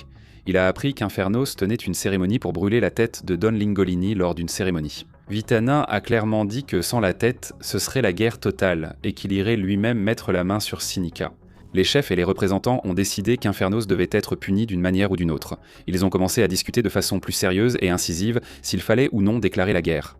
Moins d'une minute après le début de la discussion, un message choquant est apparu dans le chat et a bouleversé tout le monde. Benji est mort. Benji, le chef d'Elysium, était soudainement mort. Avant que quiconque ne demande ce qui s'était passé ou comment, un membre du journal Daybreak Media a fait une révélation incroyable qui expliquait tout. Ils ont révélé que Benji faisait partie des personnes qui avaient approuvé l'ordre de tuer Lingolin. Benji aurait reconnu au Daybreak lors d'une interview exclusive que lui et Infernos avaient commandité l'assassinat de Lingolin. À l'époque, Benji croyait sincèrement que tuer Lingolin allait résoudre tout le conflit interminable sur les droits miniers du volcan et apporter une paix permanente à l'île. Mais tard, il a fini par regretter sérieusement et profondément cette décision horrible. Il a donc tout raconté à Daybreak Media, a exposé Infernos publiquement, puis a mis fin à ses jours. Suicide par culpabilité et remords. Et comme Benji s'était repenti et avait tout avoué, la conférence de Blue Cross a décidé de ne pas punir Elysion pour les péchés de l'ancien dirigeant. Au lieu de cela, ils ont concentré toute leur attention sur Infernos comme la véritable coupable. Quelqu'un a suggéré que la guerre n'était peut-être pas la réponse. Il pourrait organiser un procès, laissant Infernos présenter calmement sa version des faits. Et donc il a été décidé que plus tard, ce même jour, un procès formel aurait lieu contre toute la nation d'Infernos. Et lorsque la réunion s'est finalement terminée, soudainement, Fluixon qui représentait la Luminaria a été approché par quelques gardes armés et, alors qu'il s'y attendait le moins, les gardes ont clairement fait savoir qu'ils étaient au courant des meurtres et lui ont signifié son arrestation. Tricolore avait émis un mandat d'arrêt officiel contre Fluixon après avoir obtenu des preuves vidéo accablantes d'un citoyen de la Casse Coalition, qui craignait qu'il soit responsable de la mort de Jophiel au début, d'une manière ou d'une autre. Fluixon a tenté de se défendre. À ce moment, tous pensaient Seraphim coupable. Elle avait été prise et vaincue. Après de longues discussions et résistances, Fluixon l'a finalement acceptée. Mais il a clairement fait comprendre que c'était une affaire qu'il n'allait pas oublier et qu'il ne tolérerait pas cela à l'avenir. Fluixon a alors commencé à marcher avec les gardes en direction de Tricolore. Mais sur le chemin, il s'arrêtait toutes les quelques secondes, ce qui a rendu tout le monde un peu confus. Le groupe est passé par Elysium et était sur le point de prendre des bateaux pour naviguer jusqu'à l'île 2. Mais alors quelque chose s'est produit. Soudainement, Fluixon était en train de s'enfuir. Il se trouve que, pendant ces petits arrêts, il avait secrètement demandé à un membre de sa propre équipe de l'attaquer par surprise afin qu'il puisse échapper à la prison sans paraître coupable. Une stratégie lâche mais habile. Quand Fluixon revint en courant vers la Luminaria, le cœur battant, tout son monde avait basculé. Il croyait avoir parfaitement effacé toutes les traces et s'en être tiré. Mais maintenant, les preuves s'accumulaient contre lui. Il devait rester calme et choisir sa prochaine stratégie. Il a alors fait à Legacy une proposition très directe et menaçante. Il devait soit abandonner l'élection immédiatement, soit subir la manière forte. C'était du chantage politique pur. Et Legacy, réalisant qu'il se trouvait dans une situation impossible, accepta de prendre une décision. En forçant Legacy à abandonner l'élection, Fluixon était automatiquement devenu le nouveau chef de Luminaria, faute d'opposition. Cela signifiait que Tricolore ne pouvait plus simplement l'arrêter. Il devrait envahir toute la nation de Luminaria. Il venait de lever une armée pour sa défense. Pendant ce temps, l'empereur Shippuden essayait de réparer les dégâts qu'il avait causés. La veille, Shippuden avait provoqué chaos et critique en échouant à capturer Night Yark lors de l'invasion de la communauté du Commonwealth. Il a passé le 9e jour à réparer des relations et à se faire de nouveaux alliés stratégiques. Par exemple, plus tôt, Shippuden avait reçu un message intéressant d'un joueur nommé Harrison Edison 27, celui-là même qui avait volé la tête de Jophiel. Et Edison voulait vendre la tête en échange de Netherite. Shippuden a accepté l'accord, a indiqué à Edison un lieu de rendez-vous, puis a aussitôt transmis cette localisation à Tricolore. Et Tricolore a donc exécuté Edison et a récupéré la tête de Jophiel. Et cela, en fait, a conduit à une alliance inattendue entre H-Helm et Tricolore. La première alliance multi-île du serveur fut une stratégie habile de Shippuden pour se rapprocher des voisins de la communauté du Commonwealth et isoler davantage ses ennemis. Plus tard, Shippuden a également rendu visite au Covenant après avoir entendu parler de problèmes d'instabilité civile qui s'y produisaient. Près de la moitié de la population du Covenant avait tout simplement décidé de quitter la nation une bonne fois pour toutes. un exode massif. Il pensait fermement que Turntab trahissait les valeurs du Covenant en négociant et en s'associant sans cesse avec l'île 2, l'ennemi. Ce qui a vraiment irrité beaucoup d'entre eux, c'est que Turntab les forçait à protéger Saparata, le prétendu assassin. Voyez-vous, à l'origine, Turntab avait seulement fait entrer Saparata dans le but d'obtenir ses 2 lots de diamants en échange de la protection pour son armée. C'était purement transactionnel. Plus il découvrait l'histoire de Saparata et échangeait avec lui, plus Turntab était captivé et voulait l'aider. Ce n'était plus simplement une question de diamants. En fait, si Turntab s'est montré étrange le 7e jour quand Saparata a voulu lui échapper, ce n'était pas parce qu'il comptait tuer Saparata pour la récompense. Il venait de sauver Saparata des pirates d'El Karazina et craignait sincèrement qu'ils attaquent violemment le Covenant en représailles. Il protégeait Saparata et ne trahissait pas le Covenant. De toute façon, maintenant que Turntab avait les pirates et une grande partie des forces du Covenant qu'il avait formées à être impitoyables, contre lui, sa vie était clairement en danger. Mais avant que Elicht et Pudge ne puissent pas trouver une solution à tous ces problèmes, le Covenant eut soudainement un visiteur totalement inattendu. Des gardes de la communion Commonwealth étaient venus arrêter une personne précise recherchée depuis des jours. Après des jours et des jours de recherche inlassables, ils avaient enfin trouvé Saparata et allaient maintenant le faire payer. Le joueur nommé Zekor était le principal diplomate de la Commonwealth, et à ce moment-là, il savait bien que c'était l'occasion pour lui de finalement tuer Saparata et de mettre fin à tout cela une bonne fois pour toutes. Il lui restait à convaincre Elicht Pudge de livrer Saparata. Petite affaire, négociation délicate, mais la Commonwealth avait quelque chose à offrir. Zekor a demandé à Chipud de venir et de discuter de manière civilisée. Zekor a été direct dès leur entrée. Ils pouvaient oublier leur conflit à condition de faire un échange simple et bénéfique pour chacun. Ashi Westelm rendrait Saparata à la Commonwealth, qui lui remettrait Night Ark en retour. C'était précisément ce que désirait l'empereur depuis toujours. Chipud réfléchit un instant. Il pourrait livrer Saparata, qu'il considérait comme son ami, mais ce serait celui qu'il cherchait depuis si longtemps. Et il demanda où exactement cet échange aurait lieu. Zekor a suggéré qu'il pouvait laisser emmener Saparata tout de suite, et alors la Commonwealth tuerait Night Ark pour eux. Chipud a rapidement refusé cette partie. Non, ne le tuez pas. Il doit se battre dans le Colisée. C'était une question d'honneur et de spectacle public. Zekor a accepté qu'il pouvait le faire ainsi. Mais Chipud a alors posé une question intéressante. Zekor disait qu'il savait où se trouvait Night Ark, parce que plus tôt, Sitzkrieg avait dit explicitement qu'il ne savait pas. Zekor expliqua que Night Ark revenait parfois et qu'il finirait sûrement par le retrouver. Saparata, ayant tout entendu, supplia Chipud de ne pas faire ça et de ne pas le livrer. Mais Zekor perdait de patience. Il a affirmé être choqué que Chipud défende ce criminel. Chipud devait accepter l'accord immédiatement où Zekor révélerait à tous que Esh Westelm cachait Saparata, l'assassin présumé. Et Chipud, gardant un calme impressionnant, a demandé à ce que les termes de cet accord soient bien clairs, car il voulait être sûr de bien comprendre. La communion Alpha voulait qu'il échange un innocent contre un terroriste confirmé. C'était vraiment leur offre ? Mais Zekor affirmait que Saparata n'était pas innocent non plus. Chipud avait entendu assez. Il s'est approché du représentant de la communion du Commonwealth et, dans l'une des scènes les plus épiques, a dit à Zekor de dégager. La réunion était terminée et Chipud avait fait son choix. Il n'allait livrer ce Saparata sous aucun prétexte. Et tout de suite après, l'heure du jugement d'Inferno s'approchait, qui était devenu un événement très attendu, parce que Sinica avait prévenu tout le monde qu'elle comptait vraiment y assister en personne. Courage ou arrogance, selon le point de vue. Ainsi, Turnitap serait là pour l'aider à se protéger, ce qui impliquait aussi la présence de Saparata. Il voulait et avait besoin de la protection militaire du Covenant, qui lui serait très utile. Alors qu'ils approchaient du lieu du procès, Saparata a de nouveau été attaqué par surprise lors d'une tentative d'assassinat public. L'assaillant a été éliminé immédiatement par les forces du Covenant, mais cela a conduit à un autre problème sérieux. Il devait maintenant décider s'il devait ou non entrer dans le bâtiment du tribunal.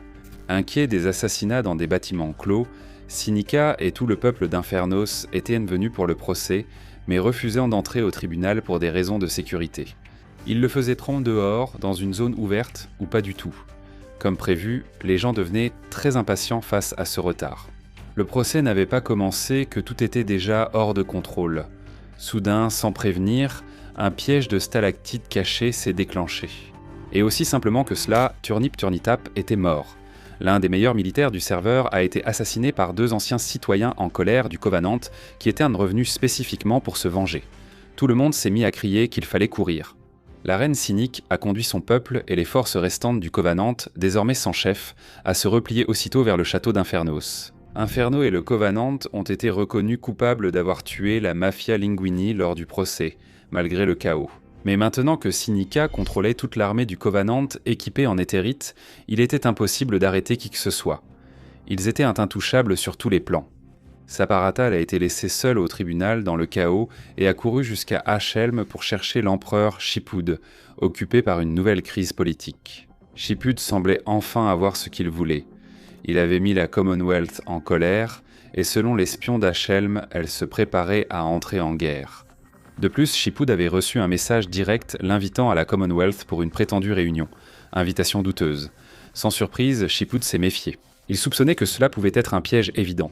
Mais son second, Five Pider, eut une idée brillante, même si elle était risquée. Five Pider s'est proposé d'y aller à la place de Shipud, de les laisser le tuer, et si cela arrivait, Ashelm aurait le droit total de les anéantir. Shipud a accepté le plan. Il a dit que Five Pider était un héros.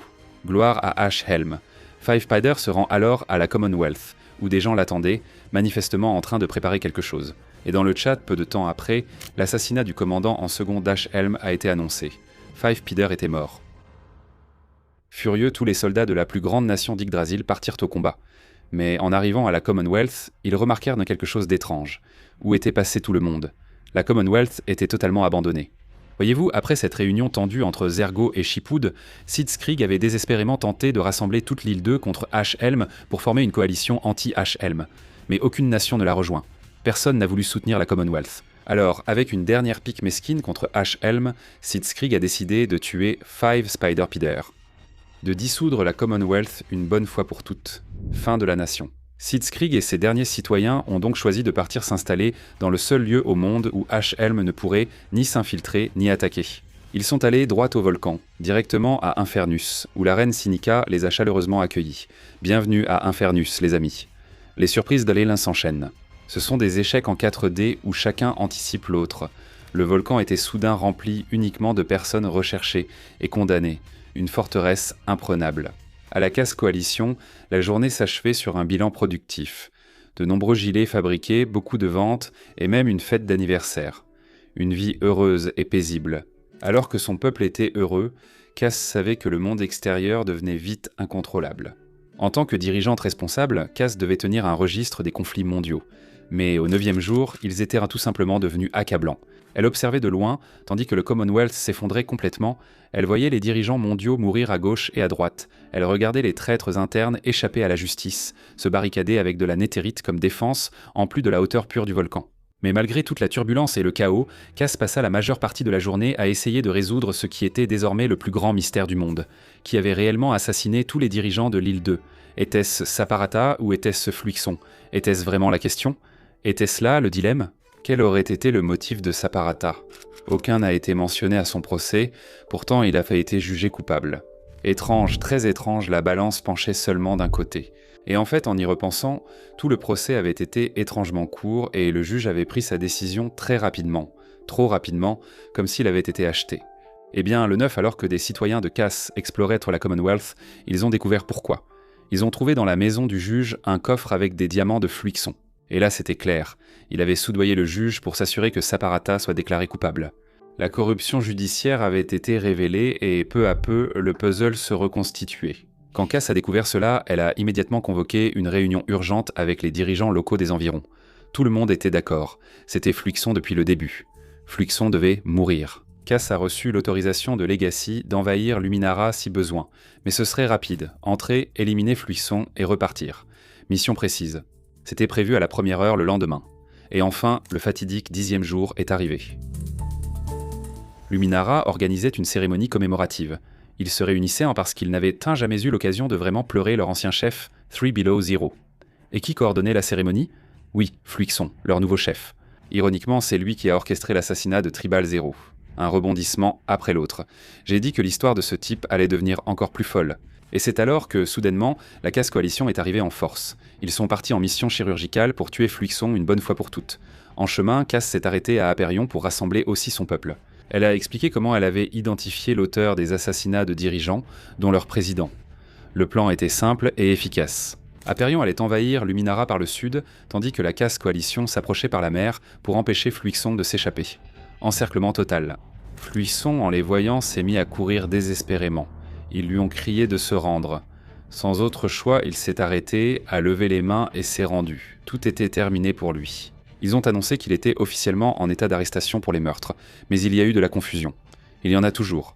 Quelqu'un a crié qu'il avait droit à un procès équitable. Cass avait abordé l'opération en pensant que le peuple de Luminara voulait que Fluixon soit renversé.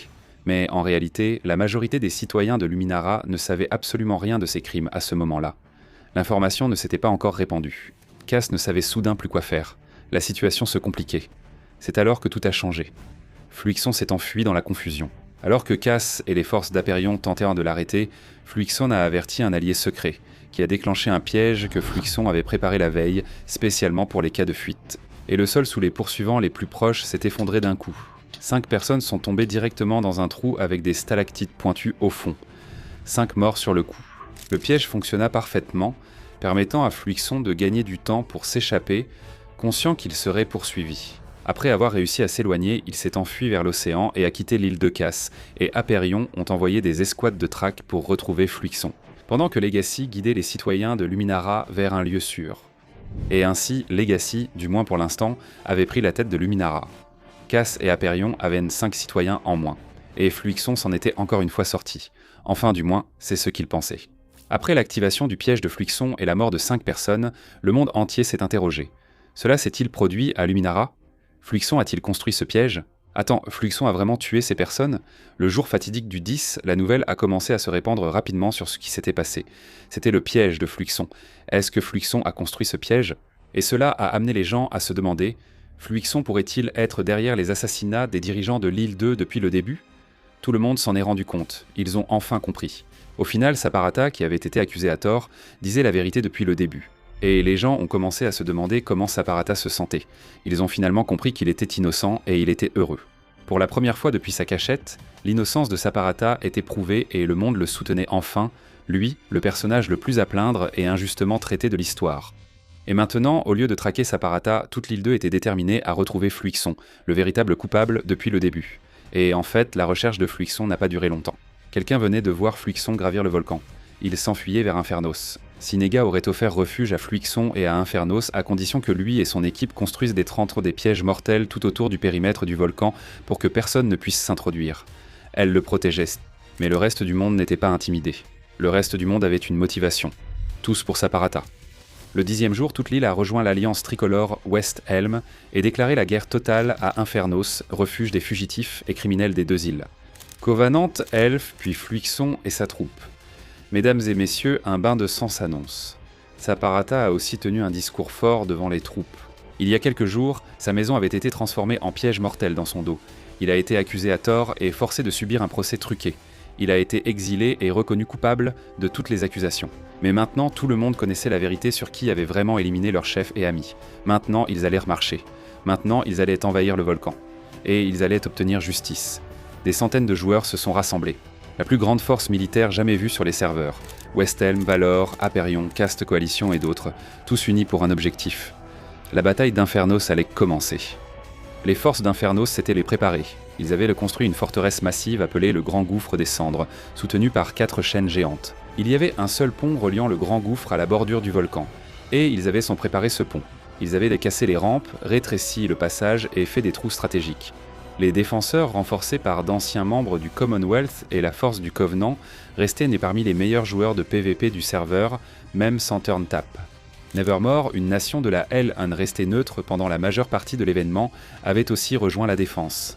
Ils jugeaient l'invasion de la L2 sur la L1 injuste, même si Infernos protégeait des terroristes. La bataille a débuté dans le chaos dès la première seconde. Il y avait une petite force de défenseurs d'élite à la base du volcan. Zanir, ce général connu comme l'un des meilleurs joueurs de PvP, dirigeait et était prêt à entrer dans l'histoire. Parce que mec, ce groupe était excellent. Il laissait intervenir les attaquants, puis éliminait les gens. Mais ce qui était intelligent, c'est que la plupart des attaquants n'arrivaient pas à identifier qui étaient les défenseurs au milieu de la confusion. Alors les défenseurs se mêlaient simplement à la foule, prenaient quelques attaquants par surprise et couraient vers une autre section. Ils répétèrent sans cesse, attaquant de l'intérieur, pure tactique de guérilla. Pendant ce temps, un autre groupe commençait à escalader le volcan. Ils construisaient de grands escaliers au-dessus de la lave qui s'écoulait sur les flancs. Certains tentèrent de la refroidir avec de l'eau, mais il y eut plusieurs morts. Les assaillants approchant du sommet, les défenseurs tiraient des flèches, mais les boucliers rendaient cela inefficace. Quand les assaillants ont atteint le volcan, la plupart des défenseurs ont rejoint le château. Quelques-uns ont fui, mais ont été encerclés et tués. Les assaillants ont sécurisé le bord avec peu de pertes. La plupart des morts étaient dus aux pièges à stalactites creusés par les défenseurs. Le siège du château débuta alors et les défenseurs détruisirent le pont principal.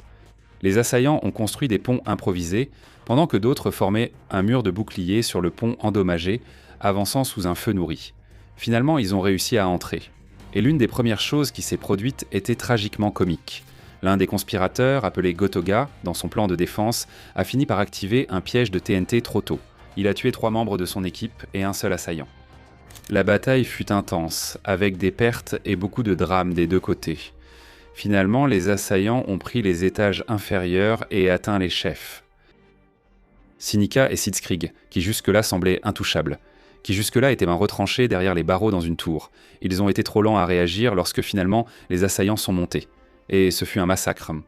Sitzkrieg, le chef, a été tué par Cosmic Chrome, et Sinica a été tué par Ben Barn, Exo, et la plupart des gardes sont tombés aussi. En haut, tout cela se passait, tandis qu'en bas se menait une bataille parallèle, peut-être encore plus impressionnante. Cette petite force de défenseurs d'élite, dirigée par Zanir, était tout simplement monstrueuse. Ces maniaques étaient à la base du volcan, éliminant les ennemis un à un. Certains affrontaient de plusieurs joueurs à la fois et gagnaient. D'autres s'infiltraient dans les foules. Ils attaquaient de l'intérieur, semant la confusion. Cela a duré longtemps, la compétence surpassant de loin les simples efforts des mortels. Après des heures de bataille et la chute du bastion des cendres, il restait encore une affaire à régler. Fluixion, défié par Saparata lui-même. Ils se sont dirigés vers le Colisée de West-Westhelm. C'est là que l'affrontement final allait avoir lieu. Fluixion allait affronter Saparata dans le Noëlo.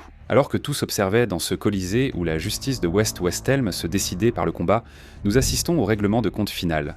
Un conspirateur psychopathe face à un ami trahi. Les deux s'affrontent au centre de l'arène, Saparata misant sur l'émotion. « Regarde toutes ces personnes qui meurent à cause de toi. C'est ta faute. » Mais Fluixion a répliqué « Rien de tout cela ne serait arrivé, si tu étais mort comme tu aurais dû l'être, depuis le début. » Et dans une atmosphère hostile de haine et de vengeance, ils se sont alors battus, et ce fut une bataille épique.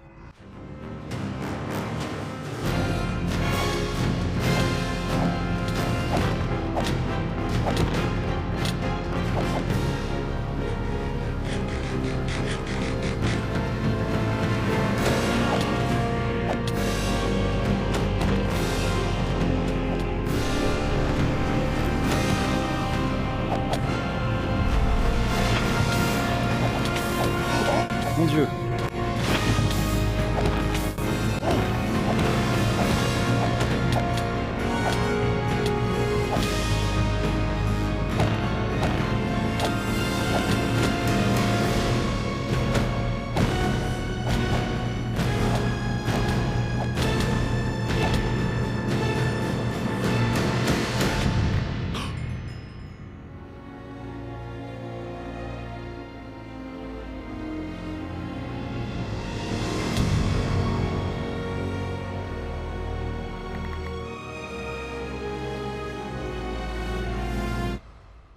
Après ces pertes des deux côtés, cela semblait enfin terminé.